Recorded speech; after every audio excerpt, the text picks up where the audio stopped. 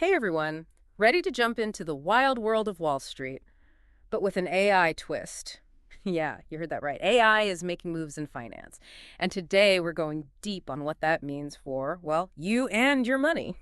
It really is kind of mind-blowing how AI is everywhere on Wall Street these days. We're talking like the big players, right? JP Morgan Chase, Goldman Sachs, ING Group, they're all pouring money into AI. And it's actually, get this, even more than what's going on in the tech industry. Wow, okay, so this is not science fiction anymore, huh? This is Yeah. real deal stuff. But what are they actually doing with AI? Like, what are the real world examples here? Our sources, well, they paint a pretty interesting picture. Yeah, for sure. One that really jumps out is ING Group. They're using AI to predict loan defaults, Yeah. which is, I mean, think about it, it changes everything about how they assess risk. Right. It almost makes you wonder if these algorithms are really better at deciding who's trustworthy than, a human loan officer. I mean, are they more objective? Or, and this is a little scary, are they just replicating, the same old biases but faster? Ooh, that's a big question. And it's one that regulators are really grappling with right now. It's a big can of worms, for sure. But before we go too far down that road, maybe we should talk about JP Morgan and their index GTT. They're basically building a robo-advisor on steroids. Yeah. I mean, this thing could potentially, create investment strategies just for you based on your goals and how much risk you're willing to take. Hold on. Personalized AI financial advice. That sounds like a game changer. I mean, seriously. Yeah. But, it also makes me a little nervous thinking about all this black box stuff that we keep hearing about with these AI systems, I mean, we don't even really know how they're making decisions. Yeah, that's a big concern. Like with models like GPT-4, even the people who created it don't fully get what's happening under the hood. So it's kind of like we're handing over the keys to our financial kingdom to this mysterious machine. Okay, yeah. I'm officially a little freaked out now. And to make things worse, some of these companies are being really secretive about the data that they're using to train these AI models. It's like, trying to bake a cake with a secret recipe where half the ingredients are missing. How can we trust the outcome? It's a totally valid point, especially, when you start thinking about the possibility of hallucination. Basically what happens is that AI generates information. Yeah. Right?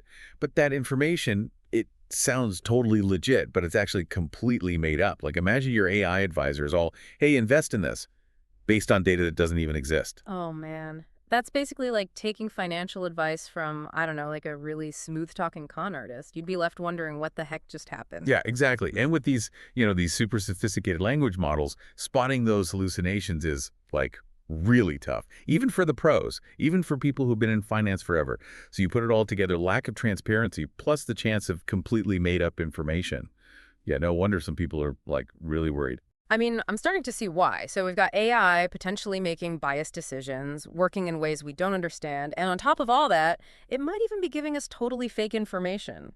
Doesn't sound so good, does it? Not really, no. And it's not just hypothetical. Gary Gensler, he's the head of the SEC, the Securities and Exchange Commission. He's actually said, straight up predicted, that AI could be the reason for the next financial crisis.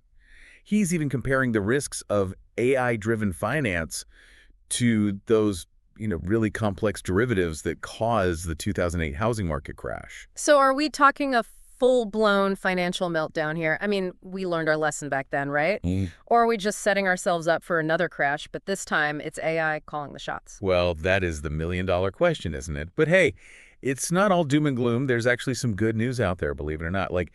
California, they're trying to get ahead of the curve. They're actually trying to set some rules for how AI is used in finance. California. Always going to Okay. be different, right? But seriously, what are they doing that's so special? Well, they're working on these rules under the California Consumer Privacy Act. But these rules are all about how AI is used to make financial decisions. Imagine, you're applying for a loan, right? And it's not a loan officer, it's an AI looking at your data and making the decision. California wants to make sure everything is transparent. So the borrower, you have the right to know what data they used and how they came to that decision. Okay, that actually makes me feel a little better. At least someone is taking this seriously, right? And trying to protect people from just being at the mercy of these mysterious algorithms. But what about the rest of the country? Are we just stuck waiting until other states catch up? Well, that's where it gets interesting. And that's where you, as a consumer, you have a role to play. Staying informed, that's your best defense. The more you know about AI, the better you'll be able to spot the red flags, Hmm. and make good decisions about who you trust with your hard-earned money. So it's all about knowledge is power, huh? But let's face it, most people don't have the time to become like AI experts. What can we do like in the real world to protect ourselves? Honestly, a good place to start is to really pay attention to the data that you're sharing. Be careful about the permissions that you're giving to apps and websites. And think twice, really think twice before you give out any sensitive financial information. Data is the fuel that makes these AI systems run. Okay, so far it's been a lot about the scary stuff with AI, the risks. But our sources, they also talk about some pretty amazing potential for AI. I mean, what if we figure out, that whole black box thing and get the bias under control? Could AI actually make things fairer? Like help people make smarter financial decisions or get access to financial services that, they might not have been able to get before? That's definitely the optimistic view. And you know what? It's not totally crazy. Imagine like an AI that could analyze tons of data and find investment opportunities that humans might miss completely. Or like, what if it could help you budget better based on, your own spending patterns? There's definitely potential there for AI to make finance more efficient and accessible. Now that's the kind of AI I like. But how do we make sure it's actually used for good? Huh. Like with great power comes great responsibility, right? It all comes down to two things: transparency and control. We need companies to be upfront about how their AI works and what data they're using. And we, as consumers, we need to understand the risks and make smart choices about, what tools and services we use. So it's back to knowledge is power, right? But let's be real, most people aren't going to become AI experts. What can we do, like practically, to protect ourselves in this whole AI finance Wild West? Well, I think a really good place to start is just being aware of the data that you're sharing, Mhm. Be mindful of the permissions you're giving to apps and websites. And really, think twice before you share any kind of sensitive financial information. Because data, that's what these AI systems run on. Okay, so be smarter about my data. Got it. But what about all those AI-powered financial tools that are already out there? Should I just, avoid them altogether? Not necessarily. I mean, you can use them, just, approach them with a little healthy skepticism. Do your research, read reviews, make sure you understand, what these tools can and can't do. And if something seems off, don't be afraid to ask questions. Or even just take your business elsewhere. I like that. Don't be afraid to ask questions. It's easy to feel, intimidated by all this tech stuff, but it's our money, right? We have a right to know what's going on. Absolutely. Yeah. And, if you're not happy with how transparent a company is or how much control you have, well, you could always just, vote with your wallet. Mm. Support the companies that are doing AI responsibly and care about data privacy. So it's not just about being informed, it's about being active, making our voices heard, demanding better from these companies that are building this whole AI-powered financial world. You got it.